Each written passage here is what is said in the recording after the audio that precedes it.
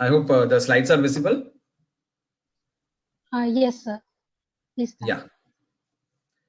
Good evening to all the participants and the eminent speakers to this webinar on boosting immunity for a healthy life.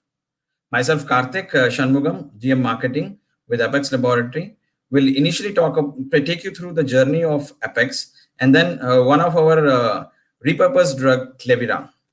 So I will take a few minutes, 3 to 4 minutes, explaining you about both this. Apex Laboratory, the vision of our company is to strive to achieve international product quality and set standards for the industry by subjecting themselves for critical evaluation by industry experts. Continue to remain as pioneers for providing quality medicine to healthcare industry. Apex Laboratory is a private limited which has more than 4-decade-old pharmaceutical manufacturing and export-based company in Chennai, India. We pioneered zinc in pharmaceutical formulation in India, as we have the flagship brand, which is Zincovit, and P range of paracetamol, and a whole range of branded formulation, including dermatology, pediatrics, orthopedics, herbal, having global presence in over 30 countries. We have our research, innovation, and quality, which are the guiding principle for the company. We manufacture this in 4 of our plants. One of the most important plant is our plant 2, which is a UK MHRA approved facility for oral solids, products of which we export to countries like UK, Canada, etc. We also have plant 1, plant 3, and plant 4 for various other formulations. The company manufacturing operations are fully supported by stringent quality control systems with undoubted focus on quality and innovation. The company has sustained its growth and product acceptability and wide patronage from the medical fraternity. As per AWOC, Apex ranks amongst the top 30 companies in IPM for the month of May 2021. I thank all of you for making this happen. And our flagship brand, Zincovit, is ranked number 2 in pharma market as per MAT May 2021. We have also significantly contributed to the fight against COVID treatment with our new product launches in the last 1-2 years, which includes Clevira and antiviral. In few slides, I will take you through Clevira and how we have got the approval for the treatment. Clevira comes in tablet as well as syrup of 200 and 100 ml, which helps to clear viral infection. In fact, Clevira is the brainchild of Apex R&D Center, which has proven scientific evidence, was launched in Indian market in 2017 for dengue, which has been repurposed for COVID treatment. And recently it has been also proved to be safe in animal as well as human trials, which we have done in phase 2 and phase 3 clinical trials. And recently we have got the approval as a supportive treatment for mild to moderate COVID. The 10 powerful herbal extracts which contains in Clevira has antiviral and other property as well. The mechanism of action of Clevira, it inhibits the viral replication and viral load. It also builds immunity and antioxidant defense, and it also controls inflammation apart from antioxidant property that it has. We have done extensive studies on Clevira. The major are the 6 trials which we have conducted to get this approval from the government of India. We have done in vitro cytotoxicity study and antiviral assay in 2018, acute toxicity study, repeated dose toxicity study, which has proven that Clevira can be taken up to 2000 milligrams as well. We have also done phase 2 clinical trials in June 2019 for antiviral property, and also phase 3 clinical trial in June 2020, which got us the approval for COVID. We've also done the molecular docking study to establish the efficacy of the constituents. So as per this phase 3 clinical trial that we have done in Government Medical College, Omundra, Hospital. The outcome of the trial revealed that the clinical signs and symptoms, Clevera relieves the clinical signs and symptoms of COVID-19 patients within 4 days. I would also stress upon that it has 86% recovery rate on the 5th day of treatment against the RT-PCR negative test. Reduces viral load on the 5th day of treatment, CT value, and 100% recovery rate on the 10th day of treatment at RT-PCR negative. It also stimulates immunomodulation and increased platelet counts, possesses antipyretic, analgesic, and anti-inflammatory property. Also, it's an ideal prophylaxis treatment for primary contact of COVID-19 patients. The graph shows you the significant change and the recovery rates. As per this study, we got this approval from Ayush Ministry of Government of India, Ministry of Ayush. Clevera has now been approved by Government of India, Ministry of Ayush as a supportive treatment for mild to moderate COVID cases. After various stages of scrutiny and presentation before many government forums, Clevera has made it to the merit among other contenders. Not taking much time, I will just come to the last slide of Clevera.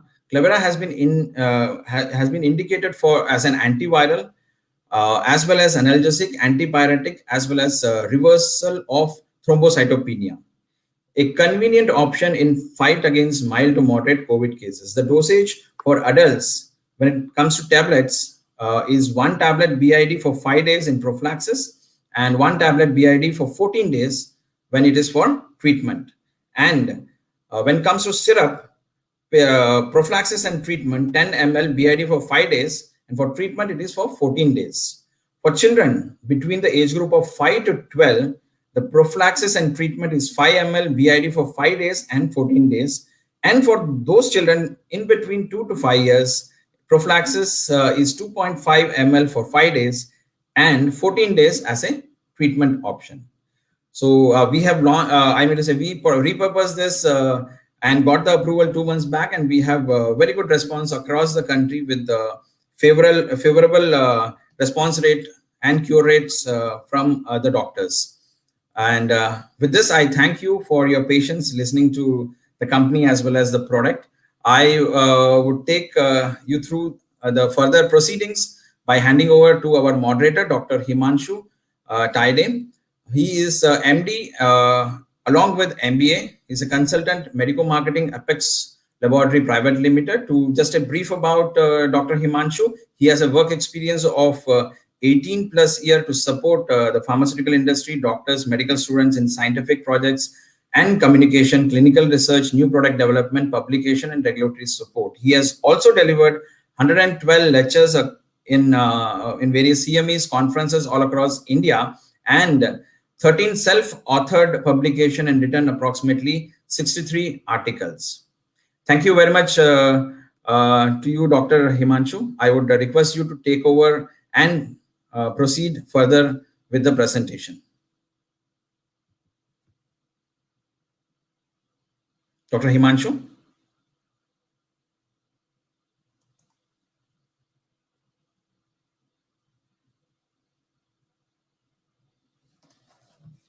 Dr. Himanshu?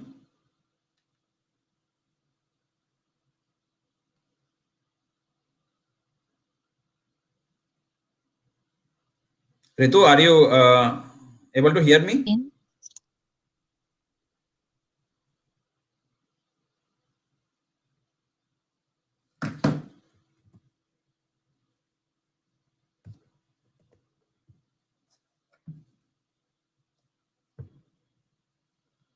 Dr. Himanshu?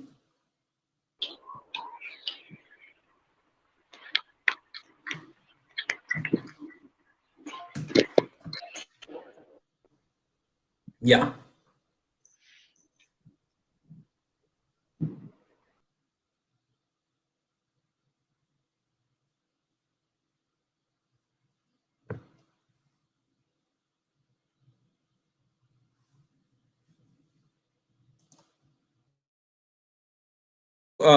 Are you able to hear me?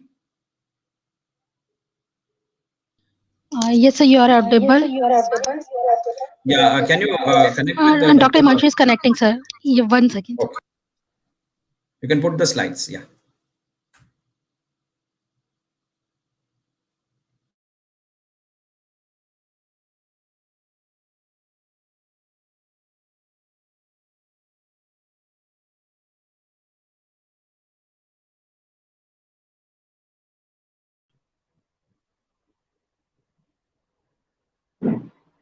Hello.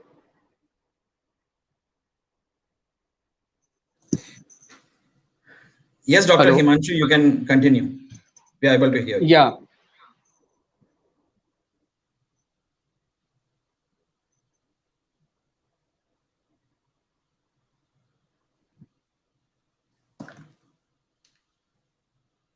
Dr. Himanshu? I'm sorry.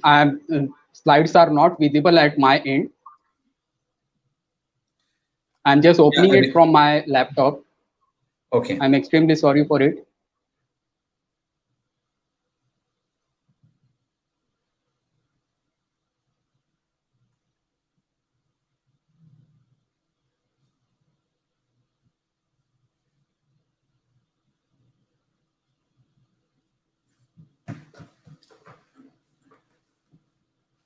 Karthik ji, I suggest you please continue introducing Dr. Agamora. Oh, sure. Definitely. So it's my pleasure to welcome Dr. Agambora. Although doctor does not require any introduction, however, I will do that. Dr. Agambora is a chest physician, Vora Clinic, Mumbai, and is also the General Secretary, Academy of Advanced Medical Education. Dr. Agambora is a chest physician and Medical Director of Advanced Multi-Specialty Hospital, Vilepalre, and he is also in charge of Vora Clinic at Borivali West, Mumbai. He's an honorary consultant chest physician at Karuna Hospital, Manav Kalyan Kendra, and Suhak Hospital. He's an ex-assistant honorary chest physician and in charge of Department of Chest and TB and Dr. R.N. Cooper, Municipal General Hospital, and ex-associate assistant professor, Department of Chest and TB, KJ Somaya Medical College, Mumbai. And doctor is also assistant editor of Journal of Association of Physicians of India, JAPI, and editorial board member of Chest Indian edition. So over to you, Dr. Agambora. Ritu, can you show the slides of Dr. Agambora? You want me to share my screen or would you be playing? I will share my screen. Yeah, your own screen, sir. I will do that. Yeah.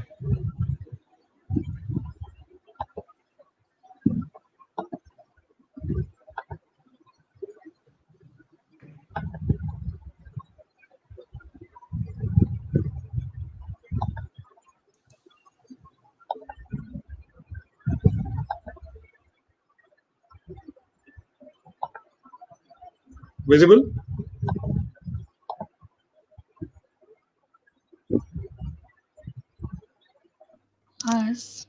Slides are visible, sir. Please speak it full screen. Is this fine? Good evening, everybody. Sir, slides are not in full screen. And the topic that is given to me today is role of immunomodulation. They are in full screen on my screen. Okay, I suggest you move it from your end. Is it now? Is it now full screen? Sir, please share your screen again. Please share your screen again, sir.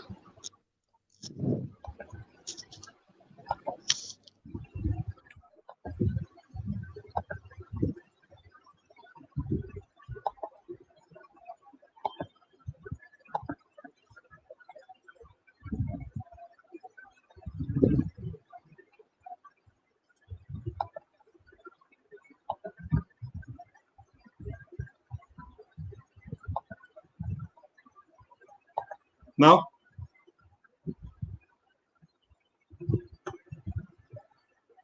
Is it seen? Hello? Hello, slides are visible, sir. You can start. Okay. Good evening, everybody, and Thank you very much for giving me this opportunity. And today I'm going to be talking about the role of immunomodulators in the respiratory disease. And the outset, I must express my sincere thanks to my teacher, Professor Director Dr. K.C. Mohanty, my close friend, Dr. Parthiv Mehta, my friend for over 2 decades. And I'm so happy that we are sharing platform today after a long time and I could get chance to connect with him. Team IJCP for choosing this topic and giving me this opportunity. Team Apex, of course, I met my friend Karthik after a long time. I think Karthik, as we were remembering, I met him after 3 years. I know him for almost 5-6 years now. And I'm so happy that currently he's holding the post of GM with Team Apex. Dr. Himanshu Taide, there is a definite role of a good moderator, and I'm sure you're going to play that role today. All my patients who gave me opportunity to learn my respiratory medicine, and of course, all of you who chose to be here on Sunday evening. And it's only your presence that encourages us to do web programs like this. Me and Parthiv were talking about this program, and then I was looking at the concept. Karthik, I was just wondering, I was just Googling about the life, and I realized, we have this time frame, we call this Yug. We have Kal Yug, we had Dwapar Yug, we had Treta Yug, and then before that we had Sat Yug. And every Yug has multiples of one Charan. Kal Yug would be about 432,000 solar years. 2 Charans of Dwapar Yug will be somewhere around 864,000 solar years, so on and so on. Satyug will be 4 Charans. That's the average duration of one Satyug, and that is solar year. And I was looking at what is the average life span during this Satyug, and you would be happy to know that Satyug, the average human lifespan was 1 lakh years. That means people used to live for 1 lakh year. Almost it was, wish death. Ichha mrityu bolte na. Treta Yug had average human life of somewhere around 10 to 15,000 years. Then came Dwapar, average lifespan of about 1,000 years. And then came Kal Yug, where average lifespan is about 100 years. And Parthiv is going to give us the trick to live beyond 100 years. But unluckily, as the Kal Yug advances, the life expectancy again is going to fall, and it is going to fall gradually to the end that in the end of Kal Yug, there will be hardly any life expectancy. And again, when I Googled further, I realized that Ram, who ruled in Treta Yug, you can see Treta Yug was 10 to 15 years, and the average life expectancy was 10,000 years. And it is said that Ram's age, generally it is a Ram is avatar, is a Lord Vishnu avatar, and they don't die. But whatever literature mentions, it says Ram lived for somewhere around 11,000 years before he committed suicide. Everybody knows that he went into Saryu River and ended his life. So that, it's not a death, but then he decided to end his life at somewhere around 11,000 years. That's the story of previous Yug. Look at what happened in Dwapar.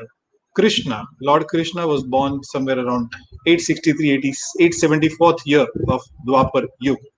And he believed to live for almost 128 years, 8 months, and 7 days. That means he lived for, though the life expectancy was more, but there also he allowed himself to bleed. We know that there was a arrow which hit him on the great toe, and he allowed him to bleed for 3 days.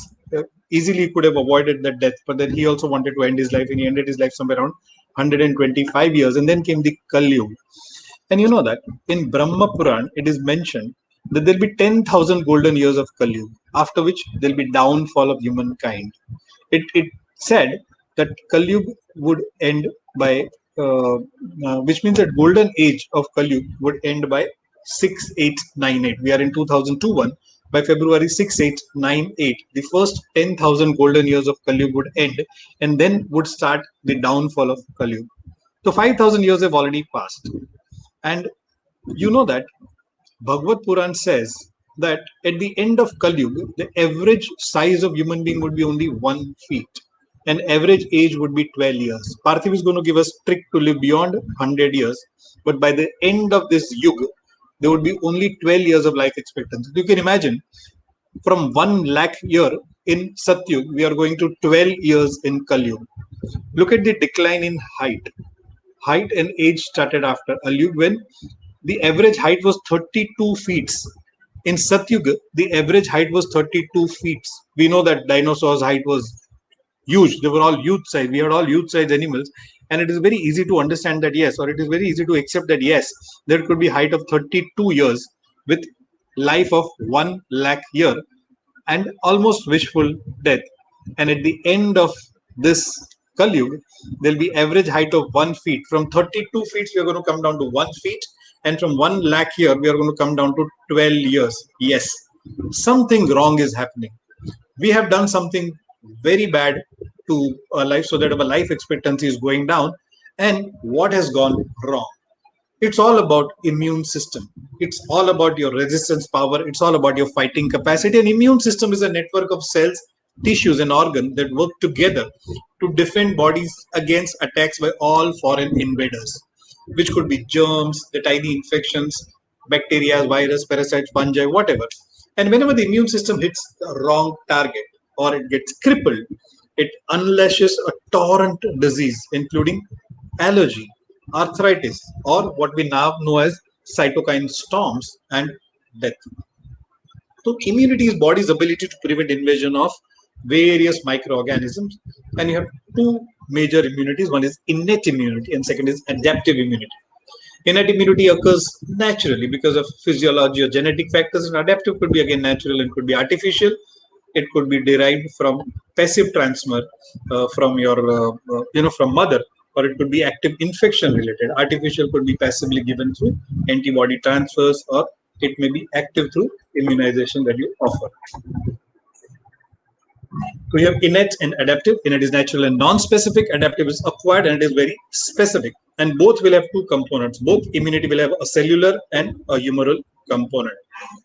So innate immunity is general protection. That is you're born with, and it is a barrier immune system. Includes skin, your nasal mucosa, all the orifices which are covered, and this defense mechanism of saliva and gastric acid, and the general inflammation and general immune, that is inflammation. It is generally non-specific. It is not a specific virus or a bacterial targeted. It is a general non-specific immunity. It does not know what exactly which antigen is invading body, but it reacts quickly to defend to whichever allergen, whichever insult that happens to body, and it is very quick in action, starts within minutes.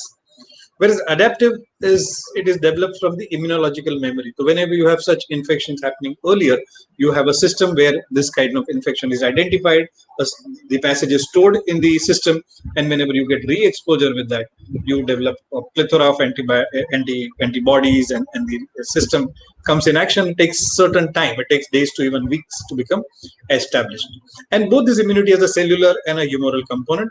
To look at innate immunity, the cellular immunity involves a monocyte and macrophage system, and a humoral immunity involves activation of a complement system, that is at innate immunity level. And when it comes to acquired immunity, the cellular component would be T lymphocytes, and a humoral component will be B lymphocyte. So you have this innate immunity, you have adaptive immunity. Innate is a first line defect, non-specific, and it can be said as it's a gatekeeper.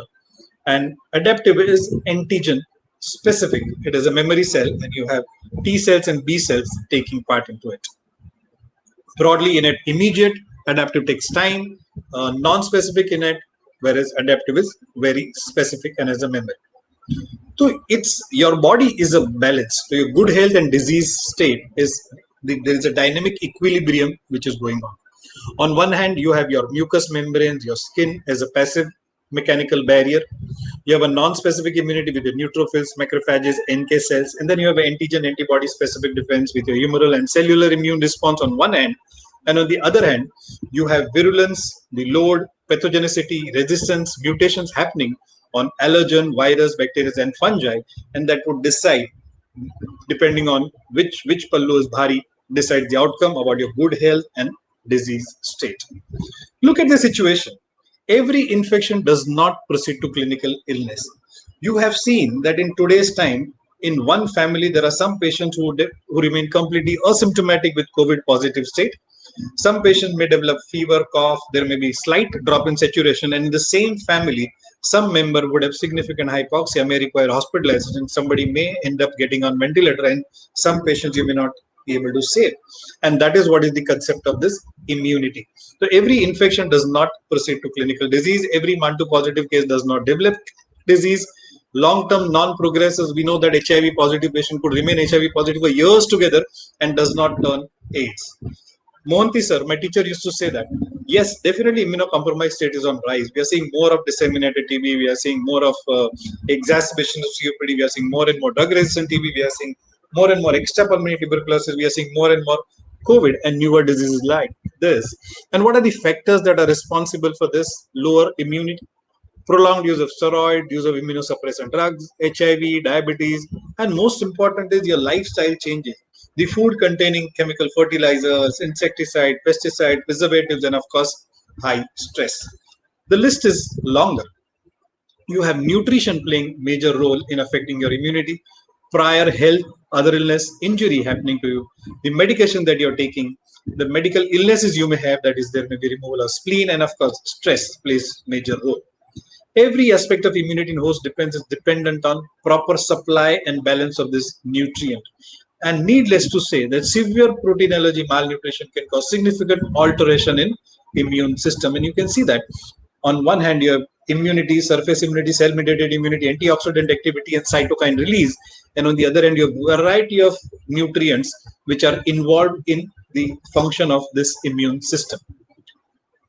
Prior illness, your AIDS, your temporary immune deficiency, your post-operative state, your smoking, your blood transfusions, etc., could lead to that. A lot of medication that one may be taking would make him prone to developing other disease.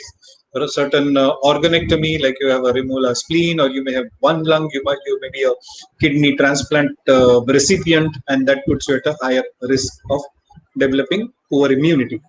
Aging, stress also are known factors.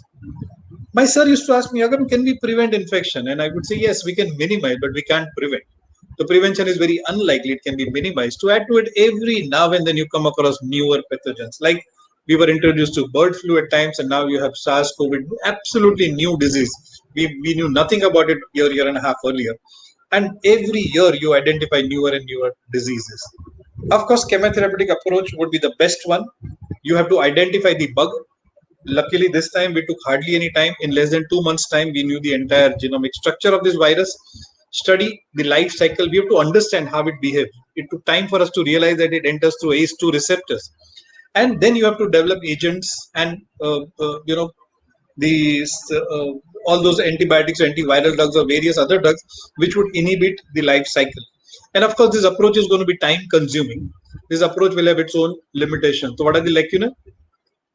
You would need some time to understand. As you know that we almost had 1 year to understand what kind of drugs work and what do not, what kind of antivirals would take, what dosages, what duration, what phases, etc. That takes time. There may be development of drug resistance. There may be inability to reach, or it may be inaccessible for certain drugs. There may be dormant pathogens. We know that MDR, tuberculosis bugs could remain in the lesion for months together, decades together. They may be unsuitable for long-term use, the toxicities, and may paradoxically suppress host immune response. With that, what are immunomodulators? Immunomodulators are synthetic or natural substances which will help regulate and normalize your immune system. They correct immune system which are out of balance and tend to stimulate your defense system in such a way that cytokines or mediators help to balance your immunity. And it is a balanced state of multicellular organisms, that is for you, for any living bug, having adequate biological defense to fight infection, disease, or any other unwanted biological invasion, while having adequate tolerance to avoid allergy and autoimmune disease. So you have two things. When you suppress immunity further, you get infection, and in relevant, probably you may get more chances of developing autoimmune diseases and allergy. So to my mind, immunomodulator is a very big term, and any substance which has a potential to alter your immunity. And for explaining, I tell you, even a cigarette that you smoke would have immunomodulatory effect. It may suppress your immunity. A multivitamin you take, an antibody you take, or anything that even breathing alters your immunity. With breath to breath, there is changes in your immunity happening. And you have an immunosuppressant drugs and you have an immunostimulant drug. So this is how I look at immunomodulators. You have an immunostimulant, you have an immunosuppressant, and you have an immune adjuvant therapy. And this is how immunomodulators work. You have a stimulant. Look at this. You may have a specific stimulant, non-specific stimulant. It activates your immune system and enhances the defense, like for treatment of infections, your antibiotics or cancers, drug, etc. And immunosuppressants again could be a specific, a non-specific, would suppress immune system in such a way that it does not lead to, say, for example, organ rejection. So you have a kidney transplant patient and you would want to suppress that immunity. You would want to use immunomodulator, which would be immunosuppressant. But when he gets infection, you want to activate immune system in such a way that there is, say, antibiotic, and which would kill the infection. So that is how an immunomodulator is used.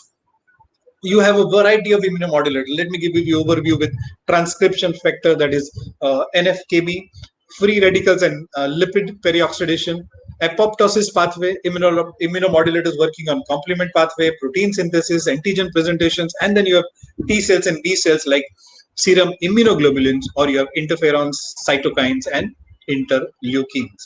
And look at the list of immunosuppressants. We have used a lot of these immunosuppressants in our daily practice, and the commonest immunosuppressant is steroid. We also have cyclosporin, tacrolimus, we have IL-1 inhibitor like enkindran, etc. And there are a lot of therapeutic uses of these immunosuppressants. We have used glucocorticoids for almost every condition, be it a simple condition like allergic disorders on skin, to maybe a disease like autoimmune disease, to disease like asthma and COPD, to disease like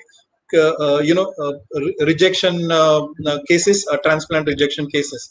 Again, the cyclophosphamide, we have drugs like tacrolimus, sirolimus, azathioprine, mycophenolate, cyclophosphamide are various immunosuppressant drugs.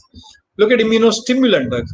We have all vaccines, we have all monoclonal antibodies are immunosuppressant. We know about COVID, there is a cocktail therapy which has come, that is in the category of immunostimulant, immunomodulators. There are various therapeutic usages. You have immunostimulant like BCG we have used for not only for tuberculosis prevention in children, but also for bladder carcinomas. It is again used for T1 papillary tumors of transurethral cases. There is levamisole used, interferon alpha.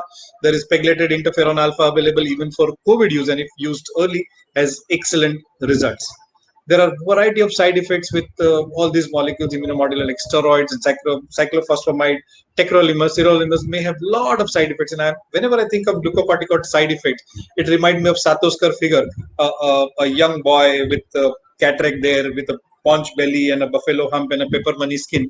All those side effects you see with variety of this immunomodulators that we use. So there's a monoclonal antibodies, BCG, levamisole, etc. has got plenty of side effects. Look at adult infection and immunity.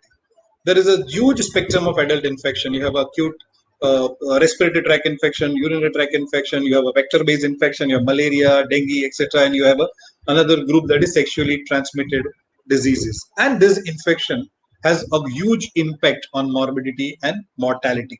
Look at the years lived life. 20 million years of life lost due to RTI and diarrheal infections alone. 2 million years lived with disability due to respiratory tract infections and diarrheal infection. That's the impact of this infection to our life. And the major cause of death is diarrheal disease, tuberculosis, and respiratory tract infection. And now to add to it, we have even COVID. Parthiv, I was making a calculation.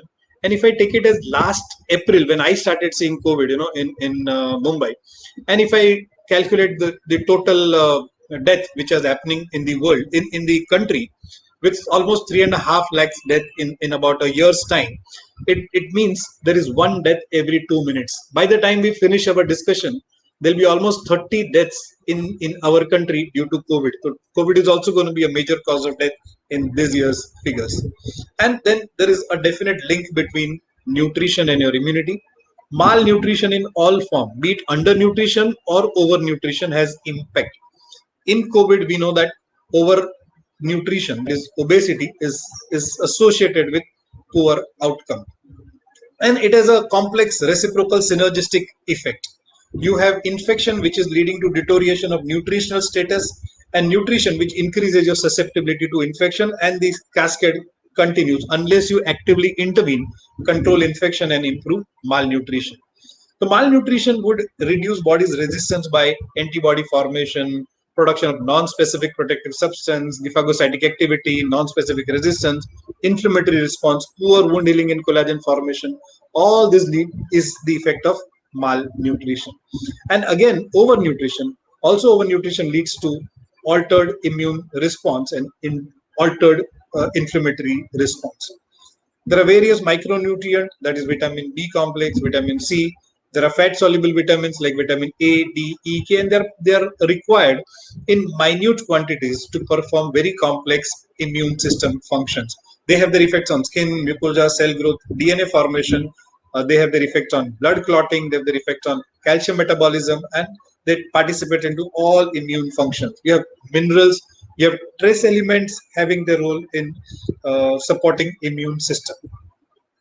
Vitamin C and zinc, we know that vitamin C and zinc has got tremendous role in COVID management. But trust me, they are found useful in variety of situations earlier. And I just present few old studies, and it talks about effect of vitamin C on common cold. You have 120 120 participants on study received 50 milligrams of vitamin C, and 124 received 500 milligrams of vitamin C. And you could see that higher the dose, there was better outcome when it came to a simple disease management like cold. This is about zinc. This was the similar study with zinc, and this also talks about placebo and the zinc lozenges, and you could see that there was faster recovery in terms of common cold when it comes to zinc supplementation. And not only zinc supplementation in disease like cold or disease like this, when it comes to disease management like COVID, we know that zinc acts as ionophore. Zinc leads to pore formation, where due to this porous opening on the cell wall, the intracellular concentration of drug increases. So when you use zinc with ivermectin, when you use zinc with hydroxychloroquine, or when you use zinc with say any other drug for that matter, it acts as an ionophore and allows the higher concentration of drug inside the cell. So it is synergistic action with whatever you use. Vitamin C is the strongest, one of the best antioxidant that we know, and COVID is a lung disease, and hence there is tremendous role of this antioxidant. I would in the end talk about various immunomodulators that I have used in my practice. I have used levamisole. Levamisole I have used for drug-resistant tuberculosis, 150 milligrams. I would use 3 times a week.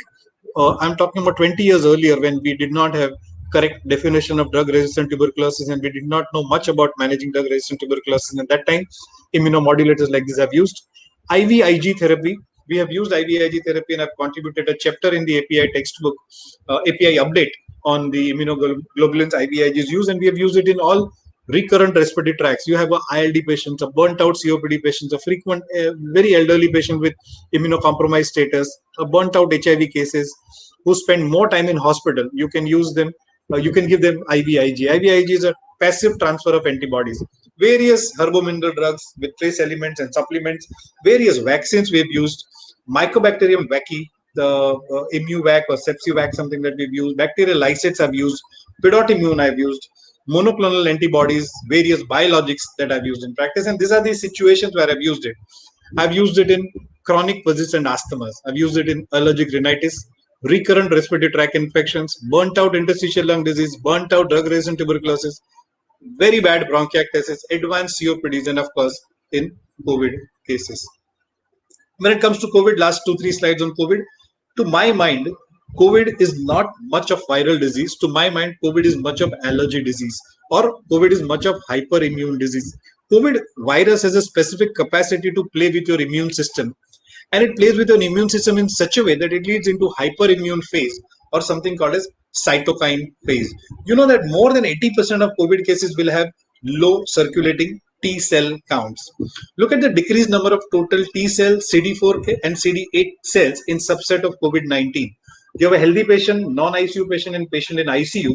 You see that total T cells, CD4 cells, and CD8 cells, you see in all categories, whether they're ICU or non-ICU, there is significant depletion of total T cells, CD4 cells, and CD8 cells.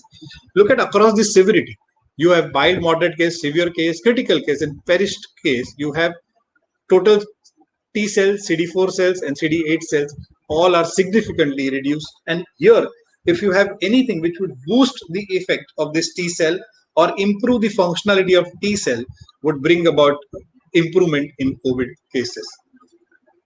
I would end by saying that immunomodulation in COVID-2 infection has a paramount importance. We have seen that variety of immunomodulators work. A lot of studies talk against favipiravir, a lot of studies talk against remdesivir.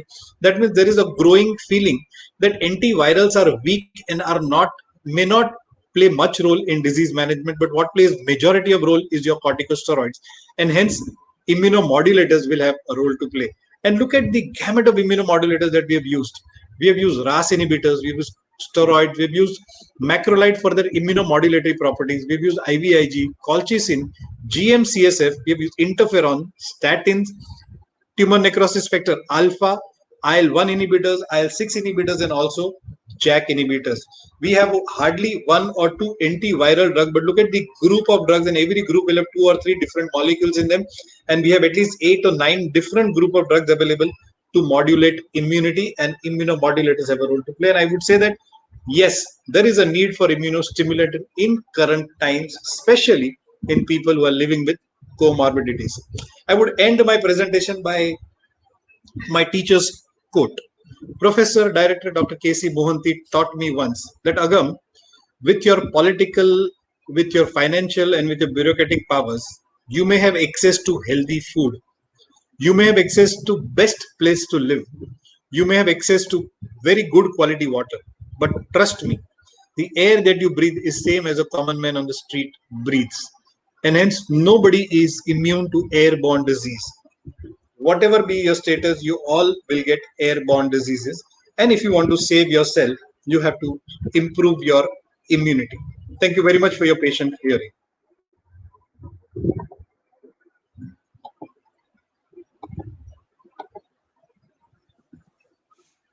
Thank you very much, sir, for the wonderful presentation. I'm audible. Hello. I'm audible to you? Yes. Yeah. Sir, thank you very much for the wonderful presentation, sir. You took us through the yugas, various yugas from Kali Yuga, and also you spoke about life and life expectancy coming down, sir, and how immunity plays an important role in controlling the human body, and the difference between also about innate and adaptive immunity. So you also spoke about how immune compromised patient takes longer time to recover as well, sir. Well, you said about prevention which is not possible. However, it is possible to actually reduce the impact or minimize the effect of the infection as well. With proper nutrition would definitely help us, sir. And well, very nicely put forward about the immunomodulators and the COVID. Thank you for explaining in such a easy manner the importance of immunomodulators, vitamins, and zinc in such a simplified manner, sir. We will take up I think a lot of people would be having questions. We will take up the questions after Dr. Parthiv Mehta's presentation, sir. Thank you once again, sir. So I will now call upon Dr. Parthiv Mehta to speak about on living beyond 100 years, a myth or a reality. So before that, I would like to introduce Dr. Parthiv Mehta, who is MD, FCCP, Senior Consultant Intensivist, UN Mehta Institute of Cardiology, Mehta Hospital and Cardiopulmonary Care Center, United Hospital, Ahmedabad. Dr. Parthiv Mehta is a practicing pulmonologist, intensive care specialist in Ahmedabad, Gujarat since 1995 in Mehta Hospital. Dr. Mehta is affiliated with reputed public sector government healthcare establishment. He is honorary pulmonologist with HE Governor of Gujarat. Yeah, the next slide. Ritu, can you please go to the next slide? Yeah.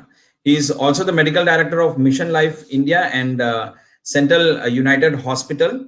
Cutting short, a lot of credentials of doctor. He is also he's having an experience of close to 30 years in clinical pulmonologist along with healthcare administration. Also mentored medical colleges and district hospital in Gujarat for COVID critical care through Government of Gujarat Department of Health. Sir, I would request you to please take over and give your presentation. Ritu, can you please add the presentation?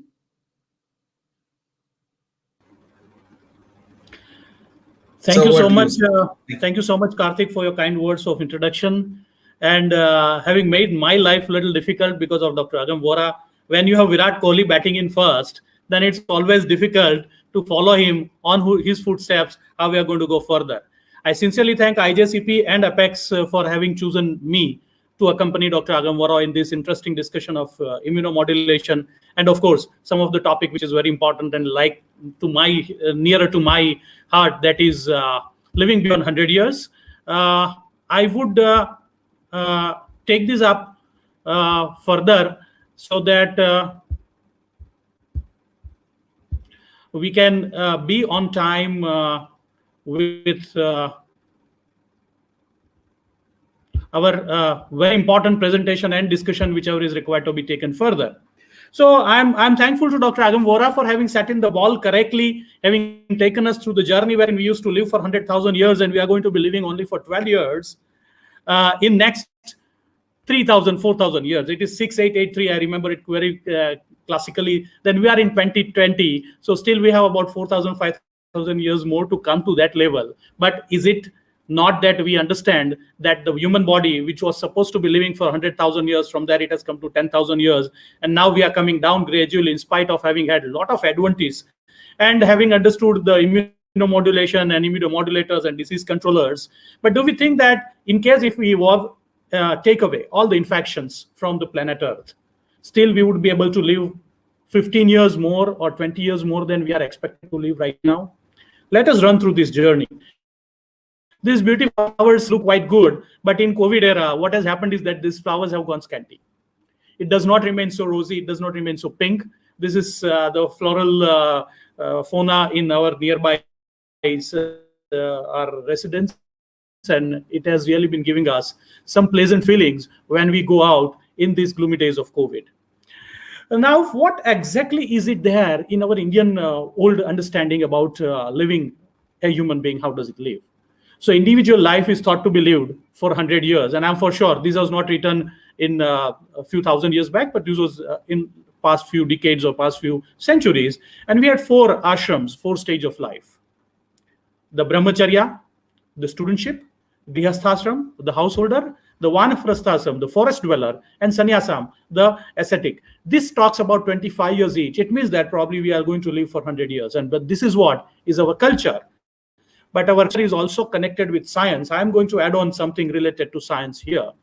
Dr. Agam Vora has taken us through the journey of our mythological books and mythological, livings like Ram or Bhagwan Ram and Bhagwan Krishna and all those. But what exactly is the science? I'm quoting Hanuman Chalisa here. And Hanuman Chalisa has mentioned the distance between the sun and earth, which has been taken up by the modern astronomy science, and which talks about somewhere around 152.171.522 kilometers, right? So that is what is the distance we know now scientifically. But what is it exactly? How has it been depicted? It has been depicted in Indian culture in Hanuman Chalisa, which was mentioned by Tulsidas, that Jug Sahastra Yojana Parabhanu Lilyo Tahi Madhura Fala Jano. One Jug is 12,000, Sahasra is 1,000, Yojan is 8 miles, and when you make it together and when you convert that mile into kilometers, it turns out to be the same as it has been defined by many scientific bodies, and which we know about 153,000 kilometers. So science and culture was there in our own Indian ancient days, and that is what is probably helping us to understand. Now, what does WHO say? What does the health meaning by WHO? It talks of the physical, mental, social, economical, social, sexual, many things has to go into a very good synchronized way in case if we want to live longer and healthier. The health is a continuum of microcosm and macrocosm. And Rigveda also talks about Shatam Jivam Sharada. I'm not going to take you more into this because we have very short time to discuss other matters. But it is, we know that if the person can live 100 autumns, it means we would be able to take up all the challenges during the whole year and can live a longer and healthy life. Now we know that the immune modulation is very important to understand. And the science talks about various species and its living expansion or the lifespan, and it talks about 120 years for human being. The longest is tortoise, then comes horse, African elephant, golden eagle, chimpanzee, and even fruit fly, which remains for 25 days. But are we living for 120 years? No. Taking through one scientific data, which talks about our life expectancy, it started from 1850s till 2000 or maybe 2010, We were somewhere nearby 40 to 50 years in various countries, because India didn't contribute to this. We don't have that data for India. And then we have reached about 80 years. Last 150 years have been the biggest development year for healthcare, for antibiotics, for medical newer advents, everything. But we have not been able to add more than 40 or 50 years. We still are not reaching 220 years, as it mentions here. So what is it that is missing us to take us further? And that talks about something which is a science of telomeres.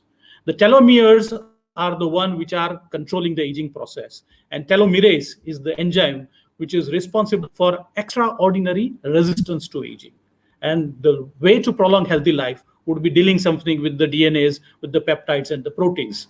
I'm not going to take you through the journey of this particular cycle, but what does it take is that the control of aging can be very well done with telomeres and certain kind of activities and food also, which can help us. And the biggest example for that is Okinawa diet. Japan, Okinawa is a place, and wherein people are having food which is very rich into that, and which has given the average life expectancy more than 100 years, and the people have been living beyond 100 years. And this gentleman was 116 years, one of the oldest one living, nearing to 120 years, which is expected to be the life for a Homo sapiens, the species which we belong to. The New England Journal of Medicine had a great study of New England centenarian study, and a massive genetic study of the people who live more than 100 years had found dozens of new clues. What are these clues? The Boston University gerontologist said, if we start looking at the genes and what they do, we better would understand the biology of extreme longevity. And what they said is that roughly 15% of the general population have some of the longevity associated genes. But now the statistics is only 1 in 6,000 currently live to be centenarian. Many fewer people than what is expected to live. And what are the statistics for India? I am for sure we would have 1 in 10,000 or 1 in 20,000 or so. So let us understand how to achieve this. So the process of aging, there are two processes. One is the biological aging process, which is the result of multiple traits in the organisms or in our human body. And modern body itself cannot be or may not be programmed to acquire gray hair, wrinkles, and diminished metabolic functions. So we have taken up this as a sign of process of aging. But process of aging is a very complex, interaction of various entities like lifestyle, like occupation, environment, genetics, and diseases. It is the interrelation of all this which is putting in its own impact on aging. And that is why when all these interact together, the aging becomes an issue, and aging becomes very fast. And it is just like we can put in an analogy of human body as a car which burns oxygen as a fuel. And we know we have the more you put in the pedal,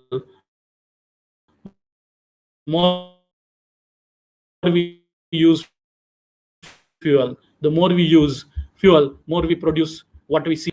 So in today's era, we need to understand how best to have control of process of aging. And for that, we need to keep in this mind what are the theories of aging. Wear and tear theory, as I talked about, autoimmune theory, immune modulation, aging clock theory, cross-linkage theory, theory of free radicals, and theory of cellular dysfunction also. People have been working on it over the years, over the decades, to see to it that in case if we can achieve something which is beyond aging, and can we do this inevitable to stop? Can we control that so that we can have a longer, healthier life? So in human car, it is not a manufactured object. So we have a capacity for repair and self-regeneration. Whatever we are giving as medicine, it is just the raw material for regenerative capacity of our body to control the devastation, destruction, and remanufacture the cells which are lost, the cell which have become dysfunctional, to make it functional again. But the problem is the capacity of self-repair is not able to keep up with the damage rate. The reason being that one worth free.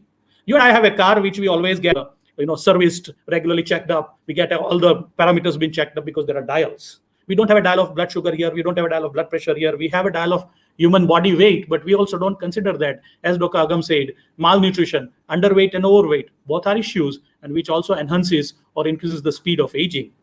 So in that case, the aging and death looks like an inevitable thing, and it appears that we are losing life of 80. A study which was done in rats, which are supposed to be living for 20 years, 21 days, and when they were injected with stem cells, they could live for 71 years. So according to that, the lifespan was increased for threefolds. So does it happen that even in case we use stem cell injected to human body, the lifespan would be 200 years? But it is far-fetched dream. Still, it is not there on the horizon.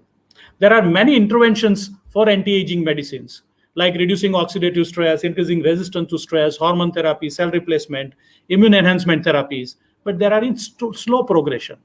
So what is it that you and I can do it to prolong the way of healthy living, or prolong the life which is nearly healthy and longer also? These are the common ways which have been put in, which is there in the literature, which you'll find on the net, you'll find in many of the journals also. We need to keep the organs healthy, mind healthy, bones and joints healthy, healthy aesthetics, and of course, healthy immune function. So for keeping organ healthy, all these things are there: eating well, reducing medication, preventive checkup, but main important is preventive maintenance, and preventive maintenance of our metabolic control. Metabolic control, of course, metabolic diseases and lifestyle disease itself is a bigger issue in country everywhere, even in country like India, but that is not the point of discussion today here. Second comes the stress. Is there something which we can do? We can do lifestyle modification, we can do medication also. But in our day-to-day life, something which can help us to reduce the stress and impact of stress, there is, again, I'm going to talk today about more of those which are from the naturally derived substances, and something which can help us in taking it for longer way without having lost our vitality. So like Lactium, it's a cow milk produce. And Lactium has been found to be effective in reduces the effect of stress on body. Even it reduces the impact of cortisol, a marker of stress. And that has been found to be on longevity, which is adding on. This is a French research which has come into practice. Bones and joints, something like 5-LOX lipoxygenase inhibition, which would reduce the inflammation, which would reduce the osteoarthritis also. Once again, it is derived from plant. And there's a company doing a great research on this in India, and which they are bringing it up. The spleen tyrosine kinase inhibition, which is also going to reduce the osteoarthritis, once again, which is from a natural source. Collagen is something which is very important to understand on the prolonging healthy life. From 21 years of age, we would be losing 1% collagen every time, every year. And in case if we can reduce the collagen depletion, we can prolong our aesthetics, we can have beautiful skin, hair and nails, and bones and joints will remain healthy. That can be simply be done with choline stabilized orthosalicylic acid, once again, which is not a pharmacological substance, but which is a natural substance. It is activating the biological pathways which generates collagen, which promotes bone and skin health. These are the part and parcel of our day-to-day activity, day-to-day eatables, which will help us. But our main concern today is about the immune function and its maintenance. Dr. Agam Vora has taken us through the journey of immunity and the defenses. So I'm not going to take much onto this, but I'm going to put in only one stress here, is the third line of defense, and that is the lymphocytes and the antibodies. The rest two are also going to be there. And we have now understood that it is the T cell dysfunction which is creating an issue, which is creating an impact on the mortality and morbidity of all the diseases, inclusive of COVID. So, which have we found is probably the neglected one. We have been dealing with many things, but we have not been dealing with this. And that has added on to increase in disease and increase in infectious disease and communicable and non-communicable disease is growing. And that is why probably we had COVID-19 as the latest entrance, and that has created a problem in terms of mortality, which is a huge impact, and day-to-day life, inclusive of lockdowns. So diseases have increased, and when we talk of COVID, obviously, Dr. Agam Vora has already told us that it is impacting our lungs. Why so? Lung is one of the largest organ of the body, and lung is exposed to environment 24/7. When we breathe in the air enters from the nostril, it goes through the airways, it goes inside the lungs, and it comes to the functioning unit of lung, which is an alveolus, which is surrounded by blood vessels, which is very thin airways. All this particular functioning unit gets an impact of an invader, and especially with COVID. So when this lung is exposed to an environment which has a surface area of nearly 160 square meters, 300 million such units, when flattened and put on a surface, it is a huge surface area. And when that is exposed to environment, the air which we breathe, which has pollutants, which has infections, which have infective organisms, which has chemicals, whatnot, obviously the impact is going to be huge when it is being added on by COVID infection. And infections and altered immunity go hand in hand. It can be as common as a common cold, which itself is an impact of an altered immunity. Allergy, what we name, is also an impact of an altered immunity. Either it is hyperimmune stage or overimmune stage. In that case, it still would be there. And when COVID enters, we know that the COVID has entered into the lung, and from there it has impacted many other organs of our body. So now we have to understand how can we deal with immunity in COVID era. And when we know about the immunity, when we talk about the immunity, the biggest thing to understand here would be whenever the aging process starts, as with the younger to elder and elderly gets aged more and more, all these three gets reduced, the thymus, the bone marrow function, and the spleen and lymph node. But the increase in infiltration by the pro-inflammatory cells in the lung tissue is huge. And that is what is the reason for developing cytokine storm. And that is what is the reason about immune getting dysfunctional. Either it is suppressed in case of comorbidities, or it gets a hyperimmune status, which is a cytokine storm, and which has led to a bigger devastation in country like it. So the need is to modulate the immunity. Immunomodulators, pharmacological and medicinal, we are aware of it. But what can we do to modulate the immunity from our other sources? And India being the country of medicine beyond 1,000 years, beyond 2,000, 3,000, 4,000 years, the country of Ayurveda, country of herbal medications, it has been found to be there that the modulation of immunity is going to be the requirement for the world. Low, weak, or damaged immune system becomes an open invitation for infections. Hyperimmune reactions lead to devastating outcomes like cytokine storms, and that creates an issue. And right now, we still are in the blind where to go to get an immune modulation. So that is where we are going to work over it.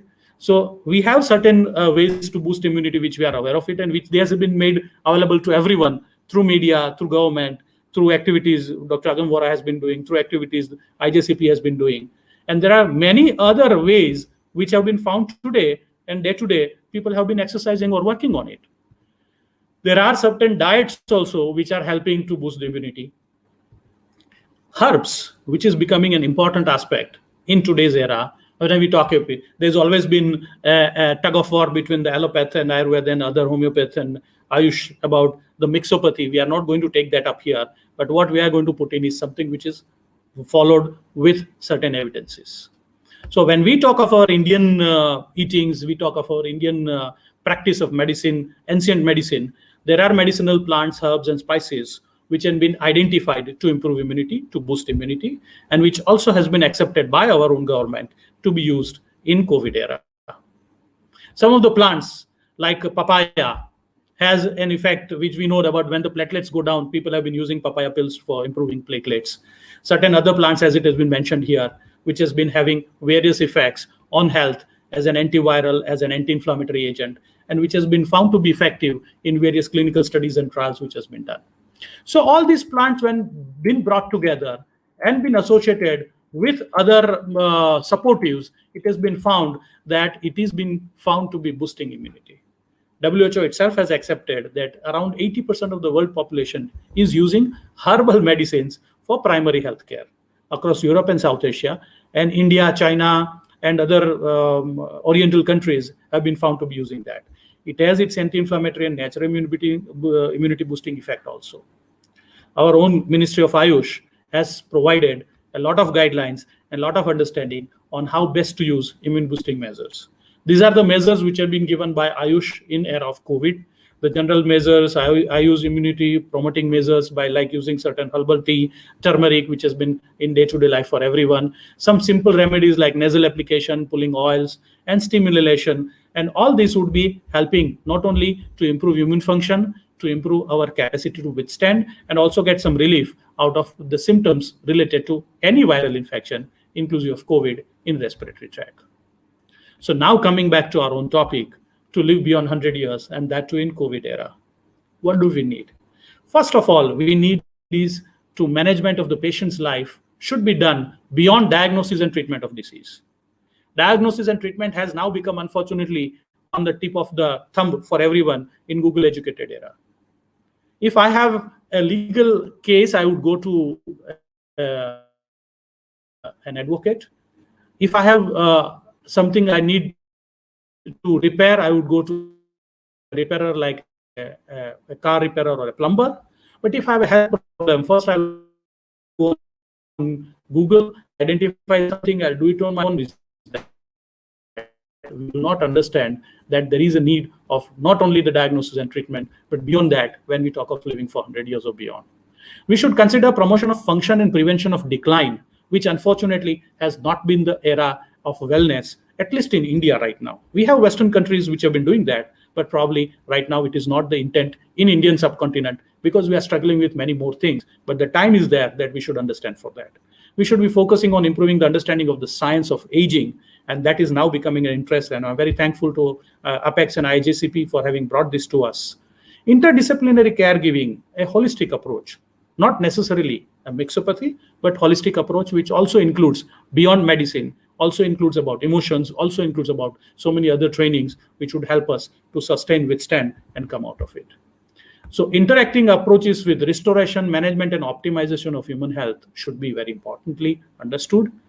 The approaches which have an ecological base, environmentally, economically, and socially viably would make it as a sustainable health. And the approaches which work harmoniously with both the human body and non-human environment, which would be very important to understand whether we can sustain health and longevity together or not. I'm putting in all these pictures here. Imagine Dr. K.C. Mohanty, if he had lived 100 years or more, he would have changed the concept of many, many disease management in respiratory to us. And we have a great student of Dr. K.C. Mohanty, Dr. Agam Vora, here with us. Dr. K.K. Agarwal, unfortunately, we lost him in COVID era. Imagine if he had lived for 100 years. He would have brought many new things to the grassroots level, clinician, physician, a general practitioner to India. Kishore Kumar, we know it. Of course, R.D. Burman, the music maestro. Dr. Vikram Sarabhai, Dr. Ramanujan, Sardar Vallabhbhai Patel, and the one I read and I adore a lot is Vivekananda. Imagine if they had a time to think over aging beyond 100 years and probably time to work over it. And if they had lived for 100 years or more, India would have been on a different scale in every aspect, every field which we have put in here. But probably we have missed the bus for them. But in case if we do not want to miss the bus, we need to understand that yes, we can live healthy and we can live more than 100 years happily, provided we begin working on it. So what Vivekananda has said, that is arise, awake, stop, not till the goal is reached. And probably I would be sharing something. I have already started doing that. This is a herbarium which is there at my own house, thanks to my mother, who belongs to a family of great doctors. Her father was one of the first few medical graduates from Kolkata Medical College in early 1900, before even our independence. And they have cultivated this habit of creating. So whatever pictures you have put in previous slides, it is grown here on my garden as a herbarium, and we have been using that and happily using it. Thank you so much again for having given a precious hearing and having given me this opportunity to communicate to you about the topic, which I find is very exciting and workable for everybody of us in the country of India, where we have everything available to our every next corner, even grocery shop also. Thank you so much.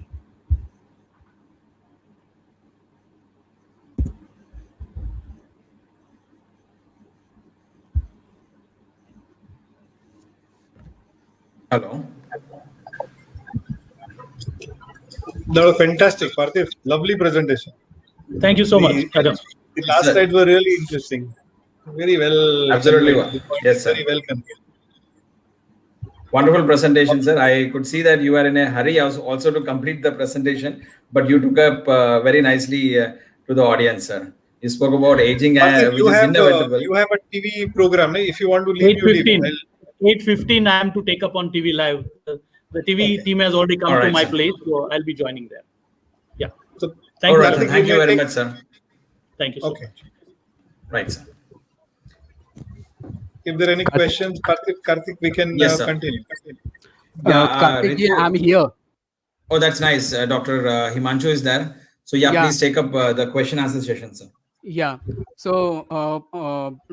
Dr. Mehta has left or what? Yeah, Yes. Dr. Mehta has left now because he has Okay. a TV No speech problem. now. No problem. So his question was there that how is immunity linked with longevity? So if Dr. Vora can address that question.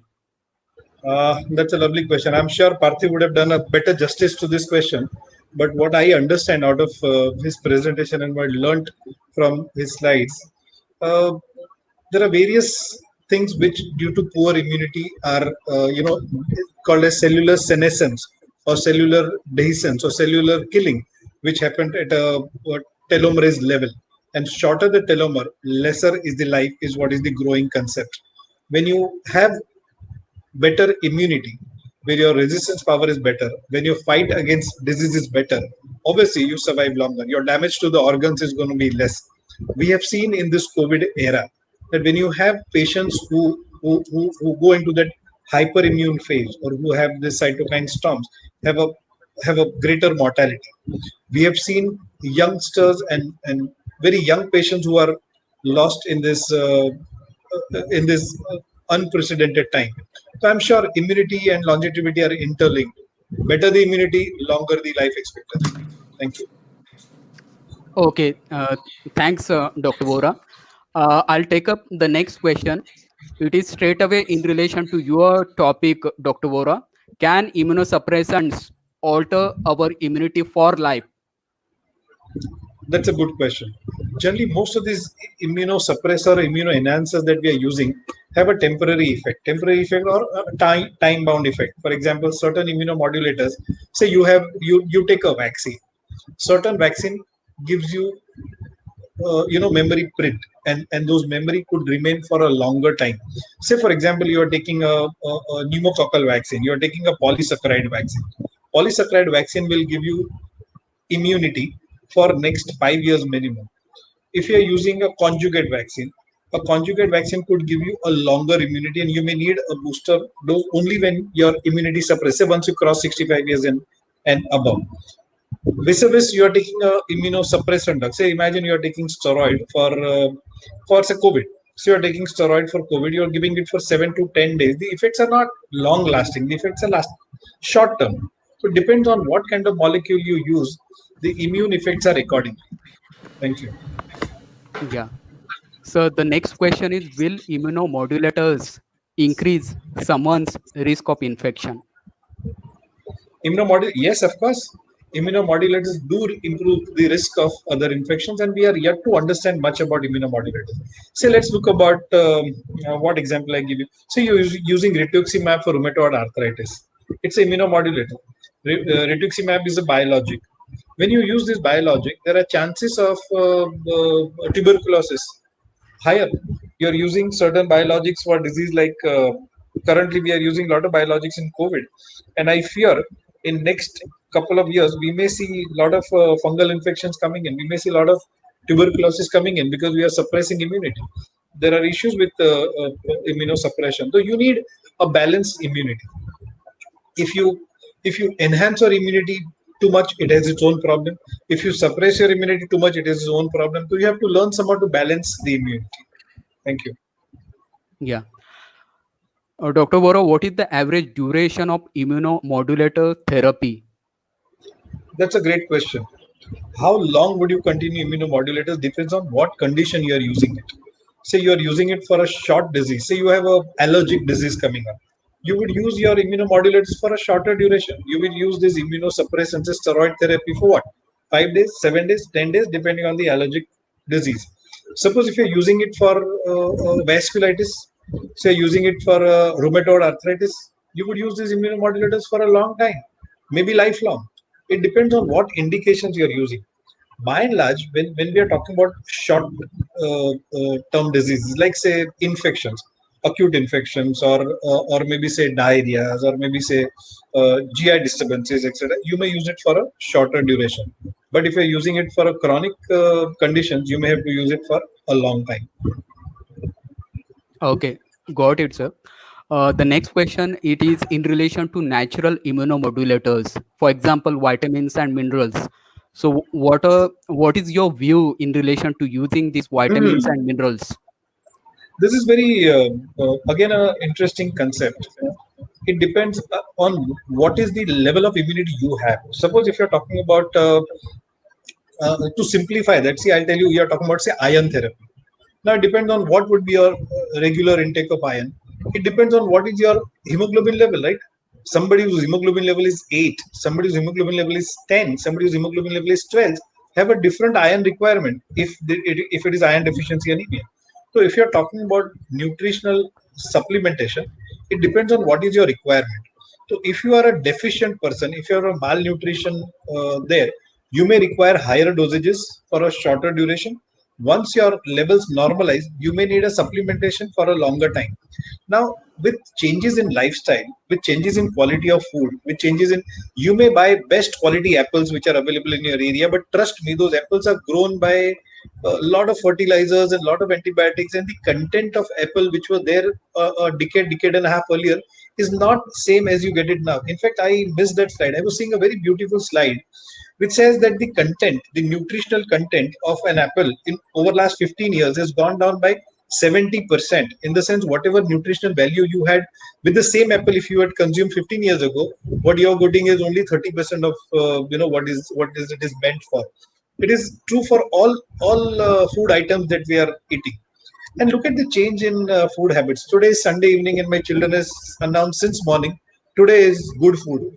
And by good food, they mean it's going to be a Domino's, or it's going to be God knows what Swiggy and Zomato delivers, right? Everybody has a habit of eating so-called junk food, so-called outside food.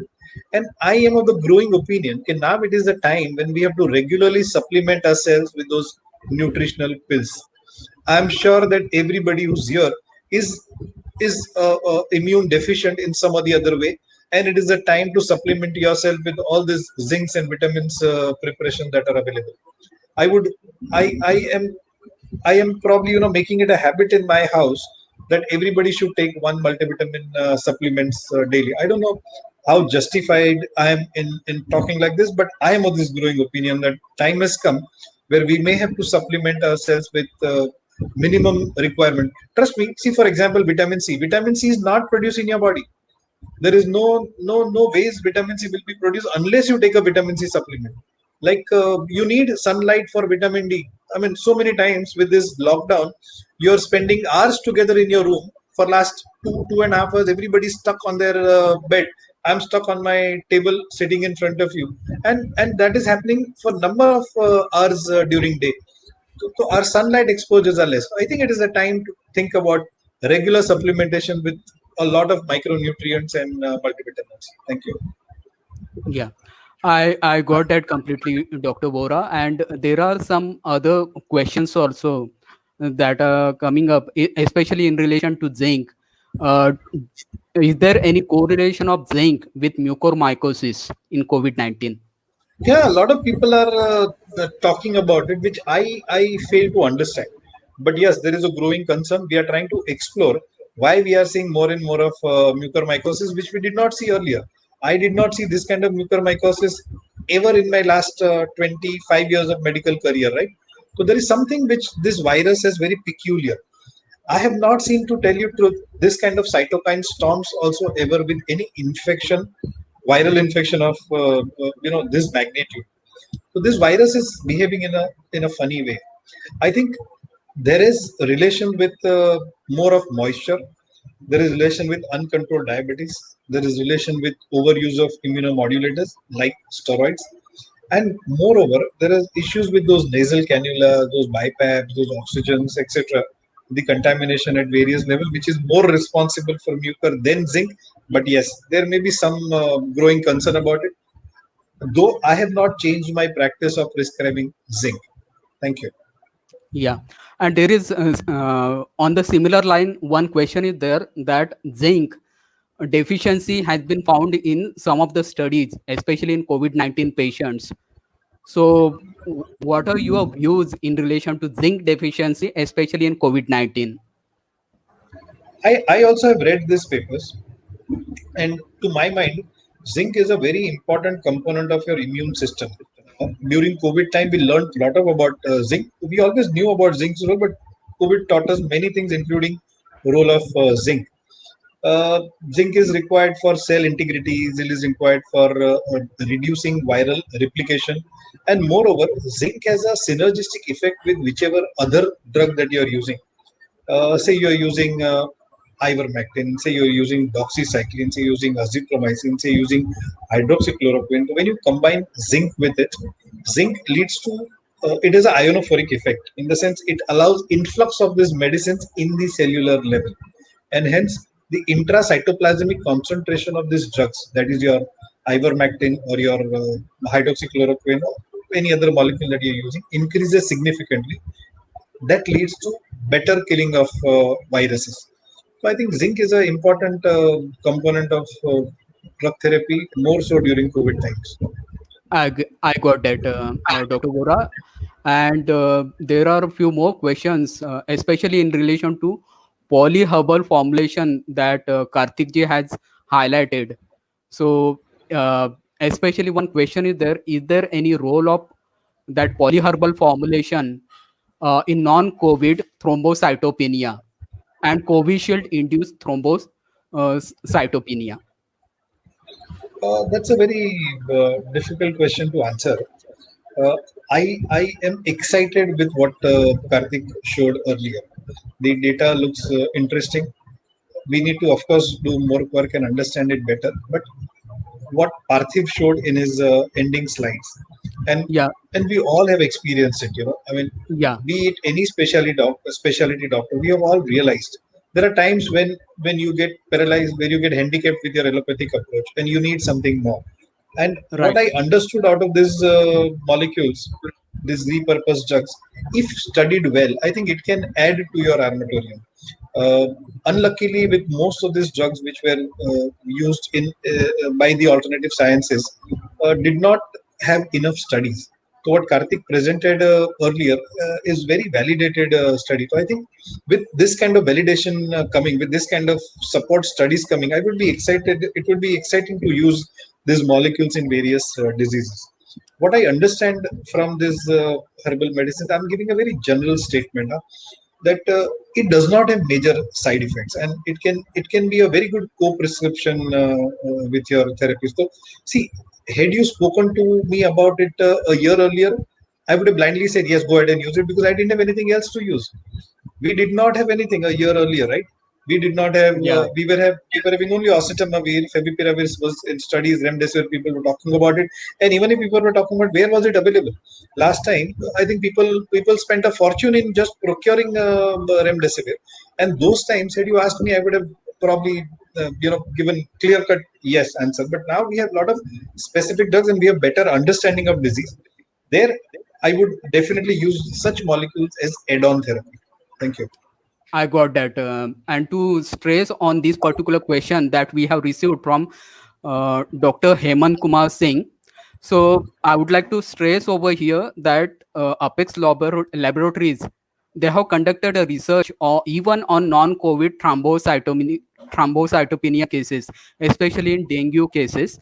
And it has been found that thrombocyte levels have gone up because it contains that papaya extract in it, and that is definitely useful for improving the platelet count or improving the thrombocytopenia. And I think it's more questions are there in relation to this polyherbal formulation only. One is one from Dr. Tirupati asking that is it safe in pregnancy and lactation? As far as my understanding is concerned, for this polyherbal formulation, it is not recommended in pregnancy and lactation. And one more question: how long can I continue having this polyherbal formulation as a prophylaxis? This question is there from Dr. Saibal Datta, and this can be continued for 14 days. So Apex Laboratory, they generally recommend it to be given 14 days, and as a prophylaxis, 1 tablet in a day. But if patients are there of mild to moderate cases, then two tablets in a day it can be taken. So those are the things in relation to that polyherbal formulation. And Dr. Surojit has asked that uh, explain the role of vitamin D3. Role of vitamin D3. C. Yeah, vitamin C is loved by a Vitamin lot D3, of sir. vitamin D3. Yes, Yeah. vitamin D3 is also important ingredient of your immune system, and vitamin D, interestingly, is found role in variety of disorders.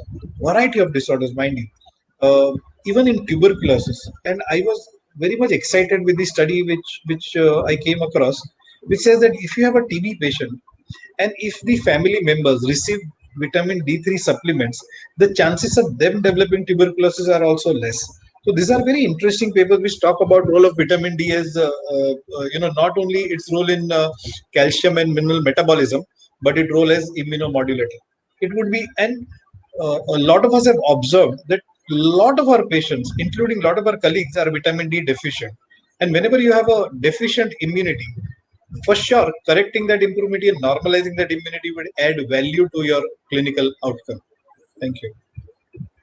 Yeah. Dr. Himanshu, I think you can ask the last question, and we will close it because it's already 8:25. Yeah. So this last question is there from Dr. Samaresh.